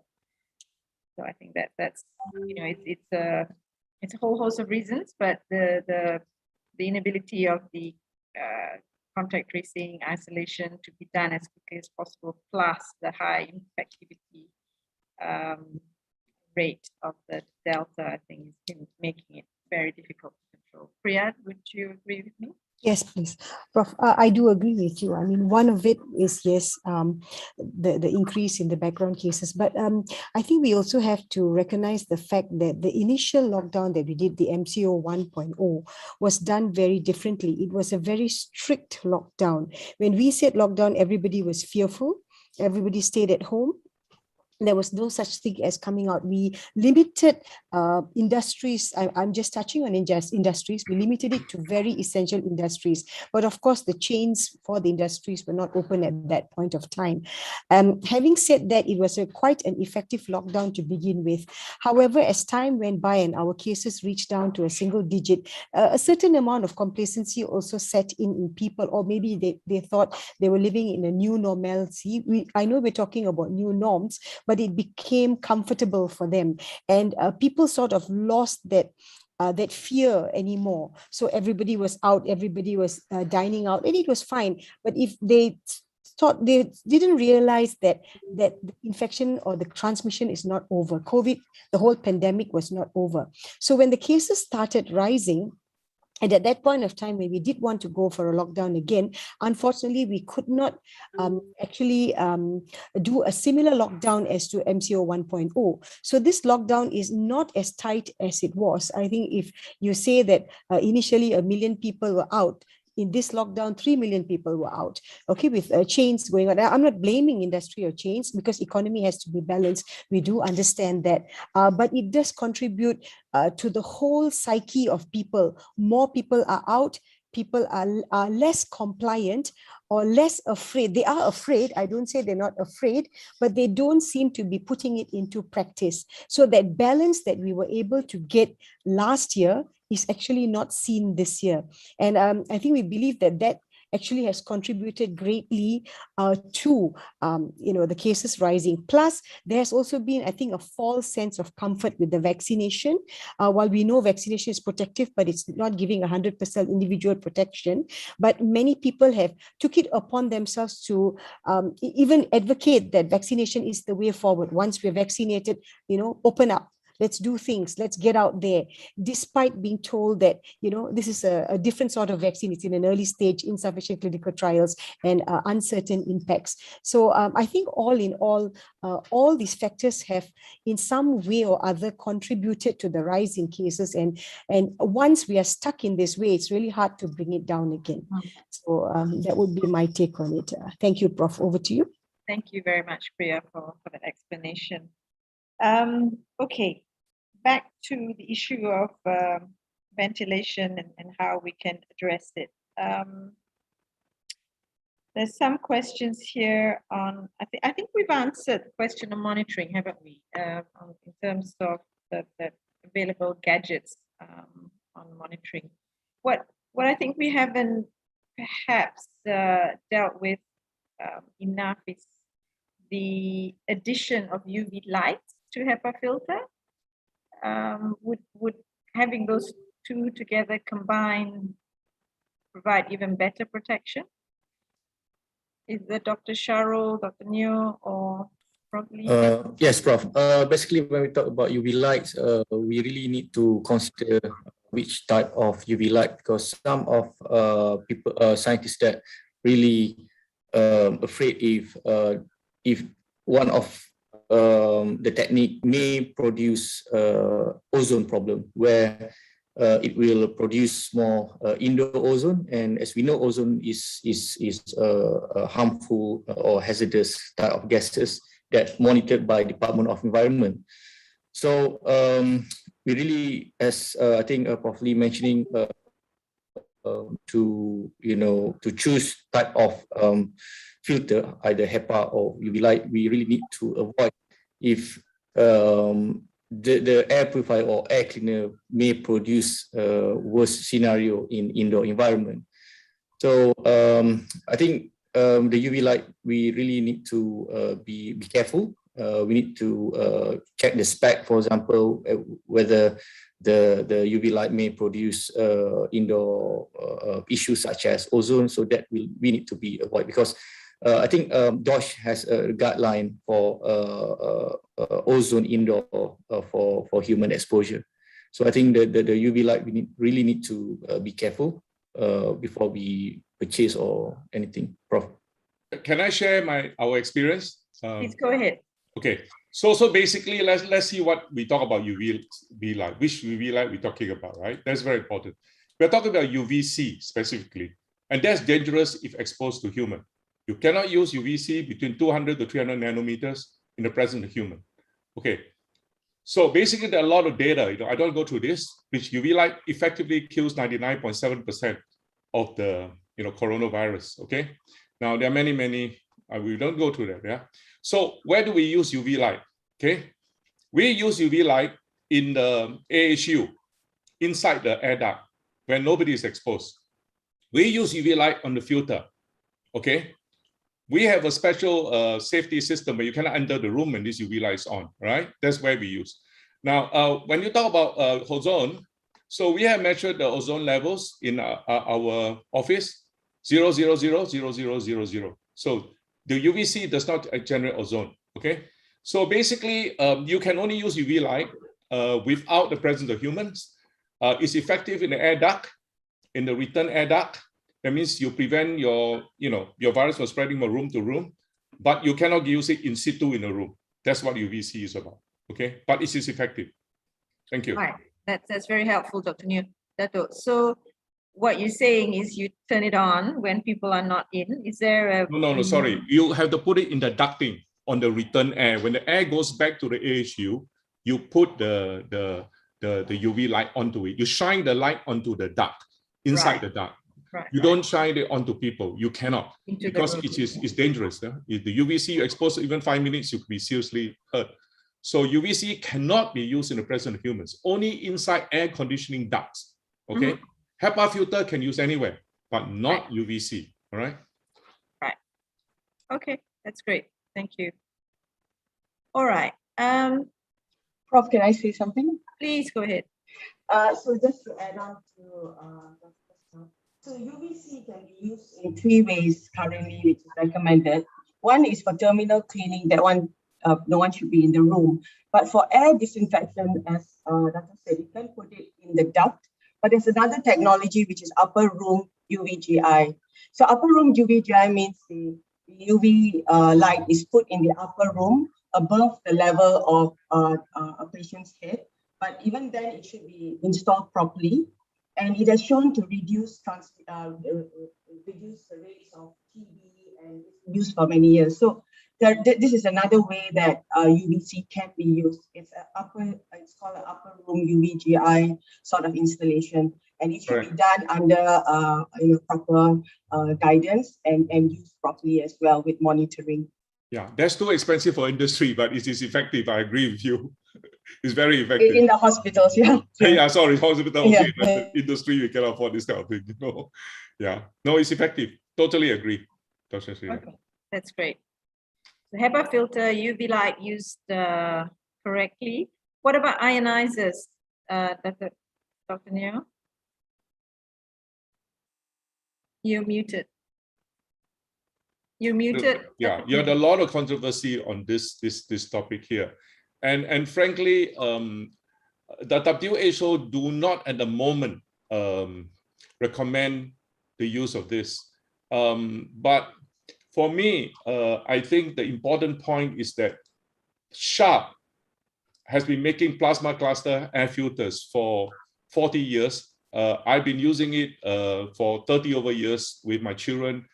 My children, one of them is medically trained. She never objected to this. This is a plasma cluster HEPA filter on the right-hand side. And we use it in the room like this, in a small room. These are small ones, they're bigger ones. So we put the big ones into our AHU and we put the little ones in this. And like I say, in the last 1.5 years, we have many COVID people inside our office, including those old offices which had only no ventilation and nobody actually had a cross-infection in our office, you know. So I think, well, the most important is that, is it dangerous? So if you look at the iron levels, if you walk in a park, you get 3,500 and 500. If you went to the, you know, to the waterfall, you may get 32,000. The levels we are observing in our office is about 2,000 to 2,500 to 3,000, which are way lower than what you will get if you walk through the park. So from the safety point of view, like I say, I've used HEPA filters with plasma ion ionizer in my bedroom and my children's bedroom since they were young. We don't have any lung problems. They're very healthy. And obviously safety is not an issue. So does it work? Well, you know, I don't have a, you know, double-blind clinical trial. But my problem is, like I showed earlier, how do I deactivate the virus in situ? Because the intra-room spread is not really significant. What we talk about is in the same room. If you are in a clinic or in a office and you have people there who are, how do you deactivate it? Because the virus is going to, you know, go towards either the HEPA filter in the room or towards the air duct. So it's going to transmit it, you know, and you know, this is 15 seconds, as the DG says, you could catch it, you know. So we have no choice but to put the ionizer in the air duct at low level, and we we have also got data from the manufacturer, everything. Okay, this is not done without science. There's science. There's no clinical evidence. Science, yes. Clinical evidence, no. But it's been used in ICUs and prisons and all that in US, Europe. So this is the only thing I have that can deactivate virus in situ. We need to deactivate virus in situ, especially if you are in a split con situation with zero air change. Remember, this virus is going to recirculate all the time, you know, if you have a split con. So if we put a plasma cluster here, then we have rooms with small rooms with plasma cluster split con, two patients inside with 9 other people for 3 days. Nobody caught it. Thank you. Okay, thank you for that. Now, looking at further questions in the chat group.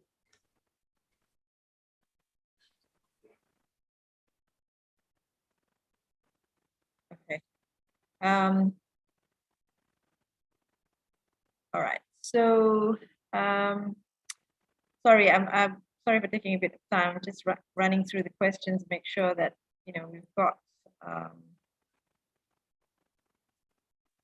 Dr. Sharo, you wanted to comment on UV? Yes, Prof.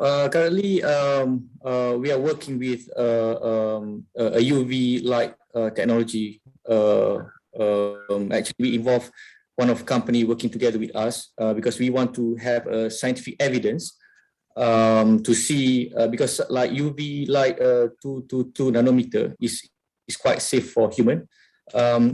And we are trying to investigate since from our preliminary result, it showed that the ozone is not really a big issue.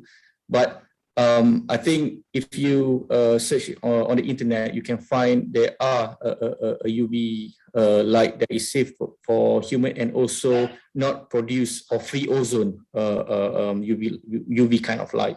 So I think I didn't condemn on amplifier that using UV lights like UVC, just Dr. Neo just now mentioned. Yes, it is very harmful for human. But we are now trying to get more data. So I hope that we can share to the public soon, Prof. There is a safe UV light for decrease or to kill virus or bacteria, something like that. That'll be great. I'll be the first one to buy it, Dr. Shahrul. I think, Shahrul, what you are referring to is the far UVC, isn't it, of 222? Yeah. It's not. Yeah, it's not the UVC. Yeah, it's far UVC 222. Yeah. Is what UVC? Sorry, Shashilayo. It's called far UVC, FAR. It's another range of the UVC light, so it's less harmful. You can be in the room when that range. All right. Okay. Prof. Lee, you have an alternative view on the ionizer. Do you care to share with us? Well, no, well, I don't. I actually, I'm not expert on ionizers, but as an editor, I have been following the general ethics or so much of the community. And then the ionizers have been a really hot topic during the pandemic. And I'm aware of the fact that some people in the US also try to market it. But there have been a lot of discussions in the community. And the general, I also try to read the literature, which I tend to agree. There is no consensus at the moment. And the major authorities, I have not seen any one of them recommend the use of ionizers. And this is very, very important to know. And so authorities do not recognize its application. I think there are risks in its wide use. And that's my point. I wish I could study that, give you a little bit more scientific discussion. Thank you. Thank you. Thank you for that. Yeah. Any other panelists want to chime in on this issue? If not, we'll move on. We've only got like 15 more minutes. It's been a major tour de force, I think, of topics around ventilation and how we can improve it. But Dr. Rafiza and Dr. Ilyani, we've not heard. Sorry, I haven't been addressing the questions to you. Please feel free to jump in any of the questions or topics. It's okay, because I think there are other experts in the area who should respond to the questions. Don't be shy. Okay. Thank you for that. One question here, I think that's also important. I mean, we've talked about ventilation, the importance of air exchange, and the dilution effects of having good ventilation. But there may not be there may be circumstances where we cannot make too many modifications to the room or the building. In which case, there's a very good question here. How do you consider occupancy density for a particular space? What are the standards, in terms of ensuring that a room is not too crowded? Anyone? I already replied that in the chat box. Mm-hmm. This is a very important question. Yeah. It's associated with the ventilation requirement. So if you have a certain ventilation and divided by individual ventilation requirement, you get the maximum number of people that are allowed to stay in this space. That's for one. Number two is that if people stay very close, less than whatever the physical distance threshold we specify, 1 meter, 1.5, or 2 meters. The shorter the distance, the more ventilation you will need. Hence, that to keep distancing, as we discussed earlier, is very, very important. So the occupancy, certainly during the pandemic, people should not stay closer than 1.5 meter in between. And the worst situation is face-to-face conversation. And someone a little bit lower than you, if that person is infected, the expired plume will rise just about time When that guy exhale, you inhale. That's the maximum risk moment. And it has been shown a 20 seconds encounter would be sufficient. So hence that the occupancy is related to occupancy density, so to speak. Thank you. Thank you for that. That's very clear. And Encik Mukhtar, thank you for sharing the links from the DOSH guidelines. I think they can be found on the DOSH website, yeah? For those of you who've not seen them, they're in 2 languages. Elena, did you want to say? Liani, sorry. Just to add to Prof. Lee on the occupancy density, and I think another thing that we have to look at is actually, of course, the activities inside the indoor, areas, and apart from that, the duration, how long we are, being in the that particular area, and in relation to the activities, we. Like now in Malaysia, we practice the double face mask. So masking. So I mean, actually, I just wanted to ask, because like, what is actually the situation in Hong Kong? I mean, just to like add to that, maybe questions to. I have never seen anyone wearing 2 masks. From my knowledge, I'm aware of at some stage. There were a discussion, and I think one study from the US showing that it works better. I'm not so sure about that, and I think that that's why I also do not encourage everybody wearing N95, because in the normal situation, because there's an issue of comfort and your adherence to whatever the need is introduced discomfort and significant build up of CO2 within the mask oral cavity there. So I think at this moment, with a normal surgical mask should be sufficient. And I think the double mask idea is no longer popular. I have not heard about it for a long time. It was last year sometime at WHO, whatever the committee had a discussion. I did not find that very attractive. You see what I mean? And for a very simple reason, you can have surgical mask 50% roughly. You can go to a 95% efficient. So why don't we go that high? It's a balanced risk, I think. And with reasonable ventilation, indoor environment, then 50% filtration is pretty good. Reduce significantly the infection risk with whatever calculation you may have. But if you find your lungs is very strong, I guess, and you have double mask, it's good. I mean, it certainly add efficiency in terms of filtration, but a lot of discomfort if you wear it properly. Thank you. Good luck.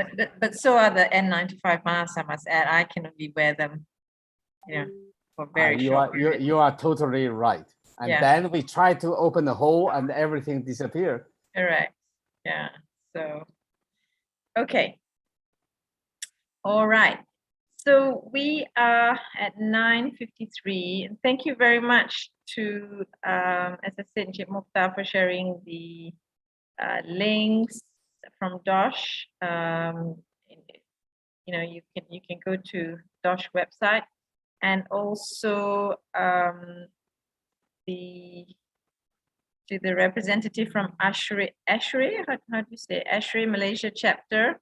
You can reach them at either the ASHRAE website, ASHRAE, www.org.my or mashrae.my@gmail.com. I'm really excited to see the number of experts and groups that are here tonight, because like I said, you know, when I first got interested in this subject, I didn't know where to go, who to call. So it's really good, and I hope, Lech, you'll be very proud of your achievement tonight of bringing people together, and hopefully, you know, people will continue to exchange ideas to,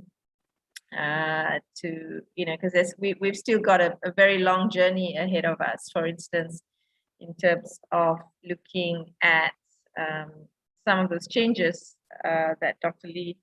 Lee has mentioned are being done in Hong Kong, for instance, with restaurants and other things. So, right. There are a few more questions, but we've only got 5 minutes left. What I'd like to do is maybe invite all our panelists to say some last words before we close. Obviously, you know, by the level of interest that we've seen tonight, we may need to have further discussions, maybe on specific topics. I think that Dr. Neo has offered to talk about HEPA filtration, perhaps, and the details around it. And Prof. Ng from UM, I think, is hosting a session on UV light, right, Sashila? And Dr. Sharul, you're involved? Yeah, this Wednesday morning. So that's great. That's great. So maybe I'll start with, you know, I'm watching the screen here. Puan Hazlina, if you have some last words from yourself and Dosh to our participants tonight and the panelists. Okay, thank you, Prof. Dr. Deepa. First of all, I would like to thank the organizers for having this dialogue. And I would like also to add here that in our technical committee, we also have 2 Mashre members in the technical committee.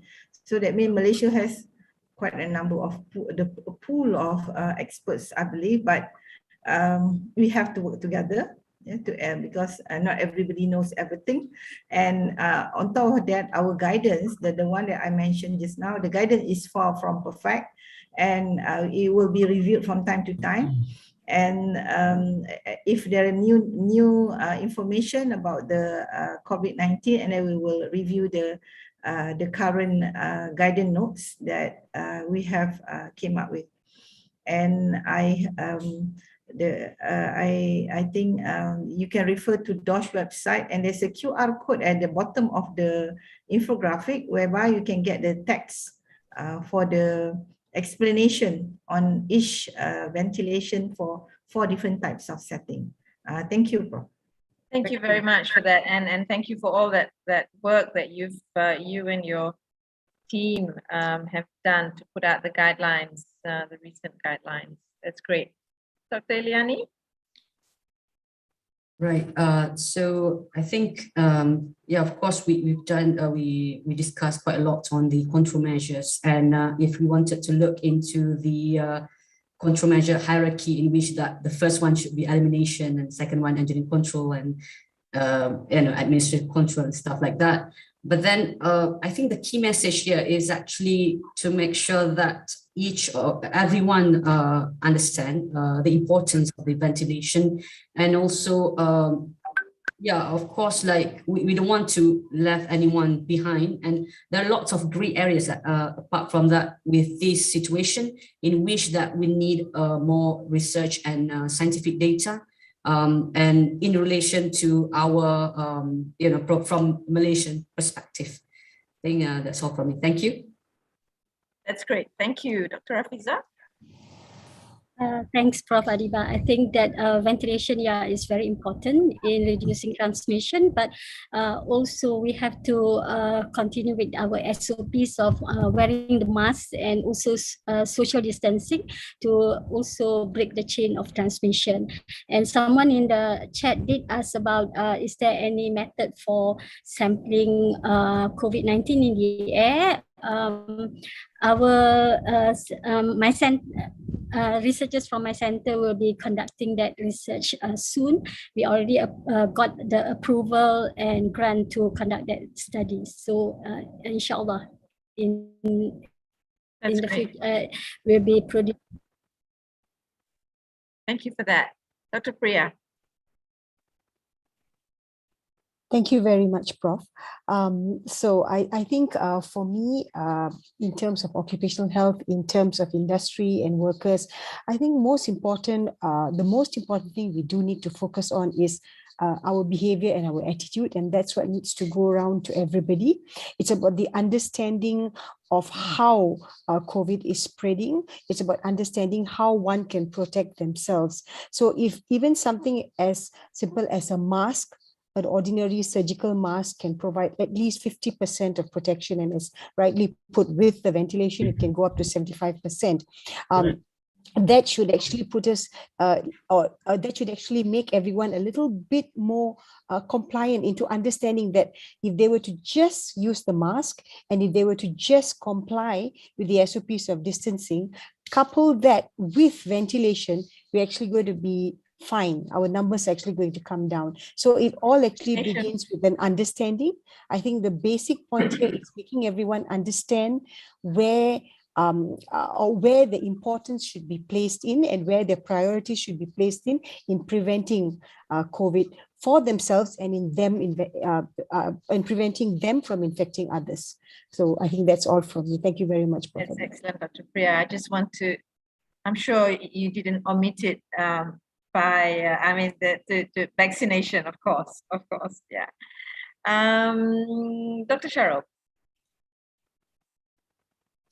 Okay, Prof. Thank you so much, Prof. Dr. Adiba. I think I agree with Dr. Priya, Dr. Rafiza. I think the most important is, Prof, our mindset itself. When we talk about ventilation, we talk about a lot of things, air purifier and stuff like that. I think the most important is our mindset. So we just need to go to basic, which is the SOP that set by the government. Especially the mask. I think it's quite difficult to wearing mask for like 8 hours in the office, but I think if we think for long term for our future generation, I think we need to sacrifice. Somehow, I think the cases will be reduced again. If we are heading to a developed country, we need to also develop our mindset for not. I think stop selfish, arguing about masks and something like that. But I think hope that we can change our mindset for the benefit for our future.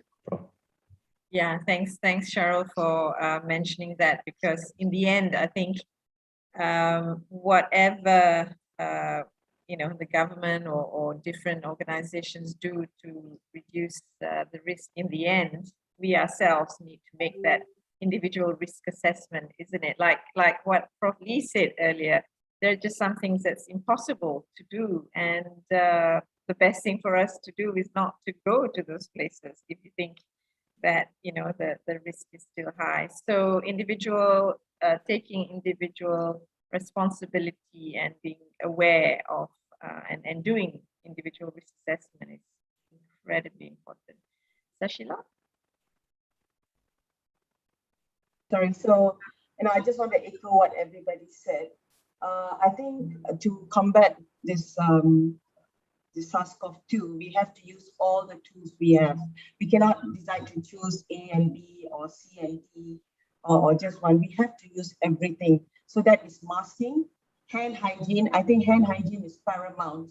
I mean, if you don't wash your hands and you touch your face, wear your mask, you will definitely get infected. Distancing and environment cleaning. I mean, making sure your environment is clean, especially if you're coming in contact with a patient with COVID. Vaccination is paramount in finally, I think, ending this endemic, and then ventilation. We have to use all of them. I think that's the only way we're going to get out of this. Thanks for that, Sashila. So the Swiss cheese approach, yeah. And last but not least, Prof. Lee, your last words for us before I hand over to Dr. Lechman. Thanks, Chair Lady. I think if we imagine the 180 or 90 million people in the world probably infected in poorly ventilated spaces, I do believe this, and I do believe short-range inhalation dominates, and so that it means that this is really an indoor air quality crisis. And I hope it's not only for today. We know that crisis leads to revolution. In a number of meetings, I mentioned this. And the revolution means mandatory governmental requirement for ventilation in the future. So we do not get into this mess again. Mm-hmm. So this is very important. So I hope that the post-pandemic area will see a much better indoor air environment. Thank you. Absolutely. Can I make a comment? Oh, sorry, Prof. Dr. Razak. Yes, I missed you. Yeah, please go ahead. So, and Dr. Neo, yeah, Dr. Neo, please.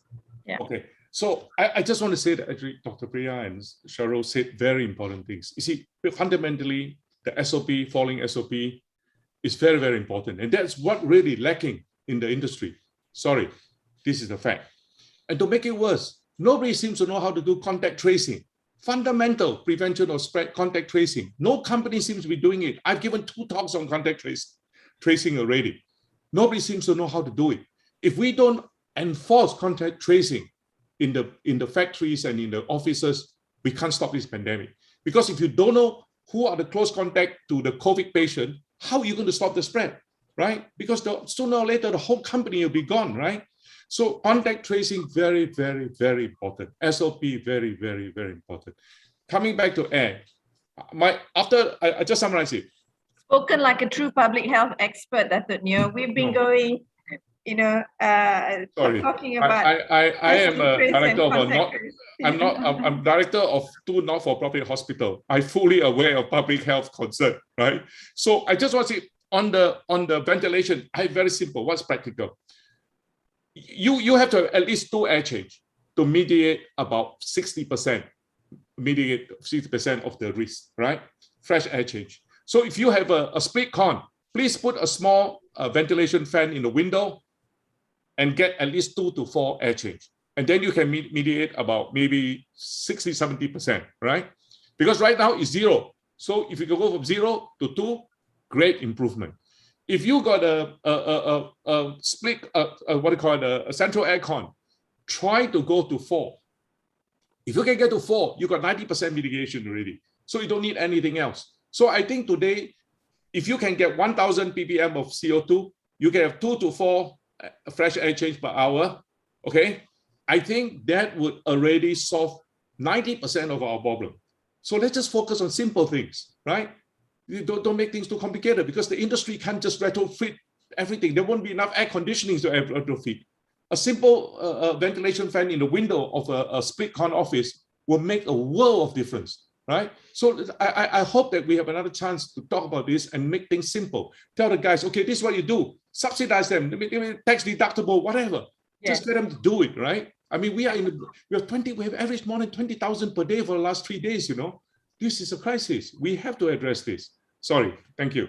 I can't agree with you more. And since I sit on a few of these councils, I'll be in touch with you, Dato', for these ideas. Yeah. If I can do anything, let me know. It is desperate for us. Okay, great. Sorry, Dr. Razak. Thanks for again, I think everyone talked about ventilation, also what they call indoor kind of protection. I think the same thing happens also in outdoors. Okay, if you ask me outdoor, there may not be much issue about ventilation, but more of distancing is very, very important. So for any outdoor activity, I think must control the crowd in a proper way, so that there will not be any sort of close contact and also close transmission. Is very important. That's my view. Thank you for that. Sure. Okay, I think that it's been a really, really great discussion. I wish that we had done this a year ago, Lech, but never mind, it's never too late. And it sounds like there will be some follow-up mini sessions on more specific topics. One is on UV at UM, and there was another one. I think that Neo offered to do another one on what was that, on HEPA filters, etc. Not only HEPA filter. I want to talk about what's practical to do to improve ventilation in the workplace. Okay. Yeah, that's Right. important. So, what's okay. practical? What can be done with little money? We don't have money. What can be done? That sounds like a really sexy topic. Okay, we will find an avenue for you to share with us on that. And with that, it leaves me, I think, to thank all our speakers who've stayed up late to discuss this very, very important topic. To quote Prof. Lee, thank you very much, Prof. Lee, for spending 2 hours with us. We have an indoor air quality crisis, and you know, we really, really need to address this. And in Malaysia, often enforcement is a problem. We might have great guidelines and laws, but where we slack a bit is in enforcement. So it's one thing to publicize this and make sure that, you know, factory owners or what have you follow the guidelines. The other is to make sure that it's followed, you know, it's followed through and enforced. So much work to be done by everyone. But thank you. My last words is thank you to the College of Physicians for their foresight in organizing this, and of course for inviting a fantastic group of speakers and panels. So over to you, Lech, for some closing remarks. Yeah. Thank you very much, Adiba. That was excellent chairing. It's not easy to chair so many panelists at the same time, and with about 630 participants putting up questions which you had to go through to summarize and give it. So very well done. And if you can see from the chat, everyone is very, very happy. So so are we. The College of Physicians is happy about this. We realized that this was an important topic and we wanted to do it fast. And I think I called you about 3 weeks ago, and that was the starting point. And all of this was done in a short period. And the panelists, we were so lucky to get the right panelists together at this short notice. And all of them were very passionate, and they all replied very fast, and that's what happened. And we couldn't have done it any better with any other set. Thank you so much to the panelists and for your time. I'd also like to thank all these participants. Obviously, there's a big interest in your questions. What we will do is we will combine this discussion that we had in a report, and we make that available. This is also available on YouTube, and we have a recording of it if anyone is interested. There was a request that we should get people together and after this to have further clarifications, and we will arrange that. The thing that we are very happy about is we managed to bring so many people together, and I could see the linkages made on the chat. And I think that's what we want to do. We want to bring people together to solve problems. I must also thank in the background, a lot of work has been done. Professor Tan Maupin, Encik Afiq, Dr. Chu, they will be working very hard in the background to make this possible, and personal thanks to them all. So with that, we will end now, and a very good night to everyone, and please enjoy the weekend, whatever is left of it. Bye, everyone. Thanks. Thank you, everyone. Bye. Thank you, Chair Lady. Stay safe. Thank you. Thank you very much. Thank you. Thank you, and take care, everyone. Thank you, everyone. Bye-bye. Good night. Thank you.